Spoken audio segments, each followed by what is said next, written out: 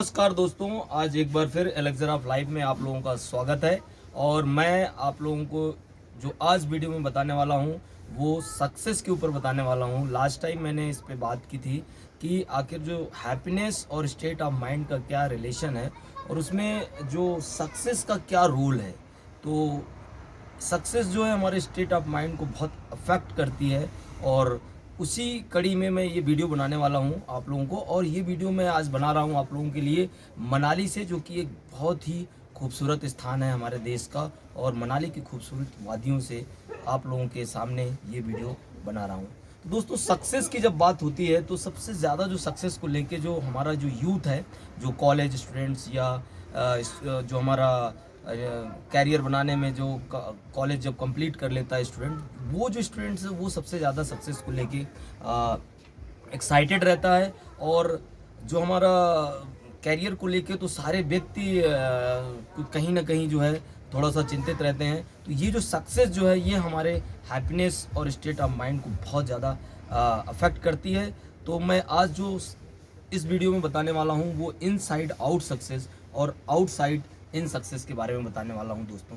तो inside out success और outside in success, यदि ये पूरा वीडियो आप पूरा देखेंगे तो आज आपको इस इनसाइड आउट सक्सेस और आउटसाइड इन सक्सेस के बाद हैप्पीनेस का क्या रिलेशन है ये आप बखूबी इसको समझ पाएंगे दोस्तों। तो सबसे पहले मैं आउटसाइड इन सक्सेस के बारे में आप लोगों से बात करता हूँ। पूरे दुनिया के जो 97% हैं वो आउटसाइड इन सक्सेस पे ज़्यादा फोकस करते हैं।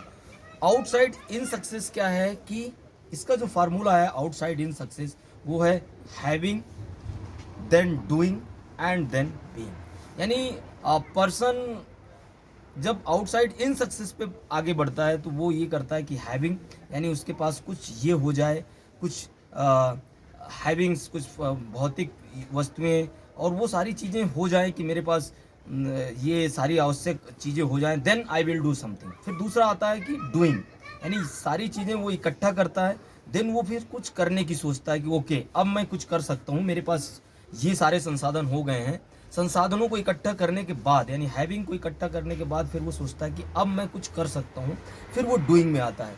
और उसके बाद तीसरा है बीइंग, यानी फिर वो लास्ट में वो फील करता है कि वो भी उसका भी एग्जिस्टेंस है और वो भी यहाँ पे है, इस दुनिया में है और उसका भी एक अस्तित्व है। तो यानी इस फार्मूले में जो है आउटसाइड इन सक्सेस में हैविंग, डूइंग एंड बीइंग, यानी पहले चीज़ों को इकट्ठा करना, देन फिर वो कुछ करना चाहता है और लास्ट में वो फील करता है ओके वो भी है। तो ये फार्मूला है आउटसाइड इन सक्सेस का।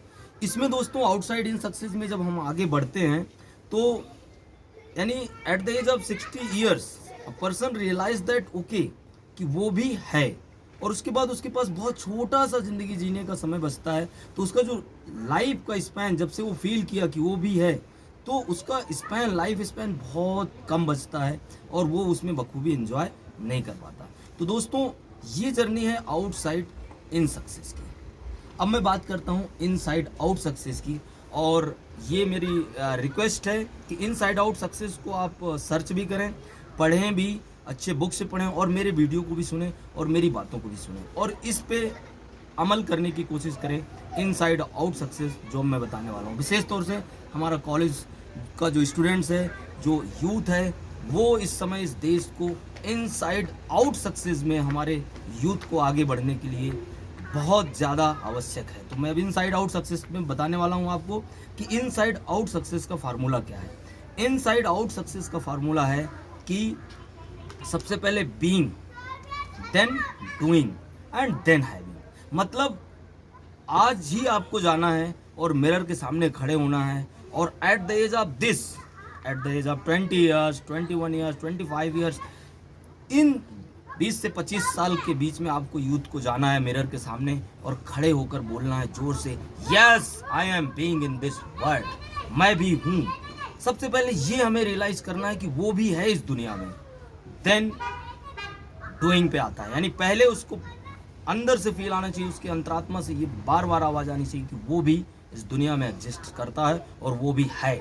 और सबसे पहले वो अपने आप से ये बात करे कि यस बीइंग पे फोकस करे कि वो भी है, देन उसके बाद डूइंग, फिर वट एवर ही वांट्स और सी वांट्स जो भी वो चाहता है फिर उस पे उसको आगे बढ़ना है। यानी उस जो जिस चीज़ पे वो सक्सेस चाहता है देन उस पे उसको हमें डूइंग करना है, यानी देन फिर उस पे हमें काम करना है, यानी पहले बीइंग देन डूइंग। और दोस्तों मैं बता रहा हूँ कि जो हैविंग है, जब हम बीइंग और डूइंग पे फोकस करेंगे तो फिर हैविंग तो हम रोक ही नहीं सकते, हैविंग तो हमारे पीछे पीछे अपने आप दौड़ती चली आएगी। और इस फार्मूले पे हमें हमारे देश के सारे यूथ को डेफिनेटली इस फार्मूले पे आगे बढ़ना है। इससे आपका हैप्पीनेस लेवल भी बढ़ेगा, हैप्पी लाइफ भी होगी। और इसका जो सबसे खूबसूरत पहलू है वो ये है कि हमारा जो लाइफ स्पैन है, जब वो at the age of 60 years, जब लाइफ को काफ़ी 60, 65, 70 ईयर्स जब जी चुका होगा, उस मुकाम पे जब वो पलट के देखेगा कि वो उसकी लाइफ जर्नी क्या थी, तो वो फील करेगा कि यार मैंने at the age of 20 years ये रियलाइज़ कर लिया था कि वो मैं भी हूँ। तो जो लाइफ स्पैन है, लाइफ जिसको आप कहते हैं, जो हैप्पी लाइफ है, वो देखेगा कि यार उसके पास तो बहुत लंबा सा लाइफ है। जैसे बहुत से विचारक ने बोला है कि लाइफ बड़ी होनी चाहिए, लाइफ इसी तरह से हम बड़ी कर सकते हैं जब से हमने फील कर लिया कि हम भी हैं। तो इनसाइड आउट सक्सेस की ये बहुत बड़ी ब्यूटी है। और दोस्तों मैं इसको एक एग्जांपल से और समझाना चाहूँगा कि जब हम इनसाइड आउट सक्सेस पे काम करता है हमारा यूथ, तो वो कौन सी चीज़ें हैं जिस पे हमें फोकस करना है। तो जहाँ पे कि हमें हमें हमें और ज़्यादा अपने लाइफ को, एंजॉय को मज़ेदार बनाना है और भी ज़्यादा हैप्पीनेस को बढ़ा लेना है। तो और आने वाले जो विषम परिस्थितियां हैं, जो मुश्किल वक्त है, उसको कैसे हम निपट सकते हैं और उससे कैसे आगे आगे हम पार जा सकते हैं और फिर हम हैप्पी लाइफ कैसे कर सकते हैं, ये जो एग्जांपल है इससे आपको मैं बताना चाहूँगा। वो एग्जांपल है कि ये जो सक्सेस है ये एक 10, सपोज मान लीजिए एक 10 डंडे की सीढ़ी है। अब इसमें हमको चढ़ना है, हमारी मंजिल है लास्ट तक पहुंचना। तो इसके 3 तरीके से व्यक्ति कोशिश करता है इनसाइड आउट सक्सेस में भी। तो इनसाइड आउट सक्सेस में अब आपको डिपेंड करना है इस पे कि कौन सा तरीका आपके लिए सूटेबल है। मैं बता रहा हूँ कि पहला ये है कि एक व्यक्ति जो है पहले पायदान पे पैर रखा और लास्ट वाले पायदान में पैर रखने की कोशिश करता है। तो दोस्तों इस वाले तरीके में जब वो पहले पायदान में और लास्ट में जब कोशिश करता है तो ये फिजिकली हार्मफुल है और प्रैक्टिकली पॉसिबल नहीं है कि हम पहले पायदान में, हम लास्ट पायदान पे कोशिश कर रहे हैं। दूसरा एक तरीका है कि आपके लक्षार्थ भाषा में बात कर रहा हूँ कि आपके पैंट में किसी ने हुक लगाया और आप फर्स्ट वाले पायदान में हो और उसको उठा के आपको 10वें डंडे में उठा के फेंक दिया। अब दोस्तों क्या हो गया कि आप पहुँच तो गए जहाँ पहुँचना चाह रहे थे, लेकिन कभी बाय चांस, ये जीवन है, लाइफ है, कभी अप एंड डाउन होता है, ज़िंदगी ये इसी को कहते हैं ज़िंदगी।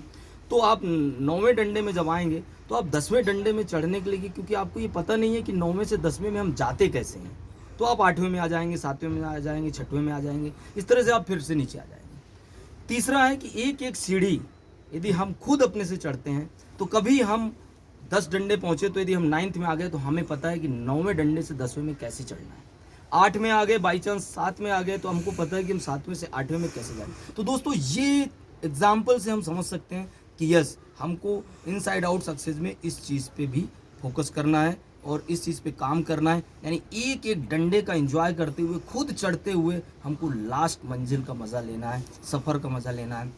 और अंत में मैं जैसा कि अपने वीडियो में 2 लाइनें बोलता हूँ, तो ये विशेष तौर से नौजवान दोस्तों के लिए कि अगर तुम चाह लो तो तारे गगन के तोड़ सकते हो, और अगर तुम चाह लो तो तूफान का भी पथ मोड़ सकते हो दोस्तों। और अगर तुम चाह लो तो अपने सुयस का 9 अध्याय भी इतिहास में जोड़ सकते हो। हंसते रहिए, मुस्कुराते रहिए, मस्त रहिए, think positive, be natural. Thank you very much.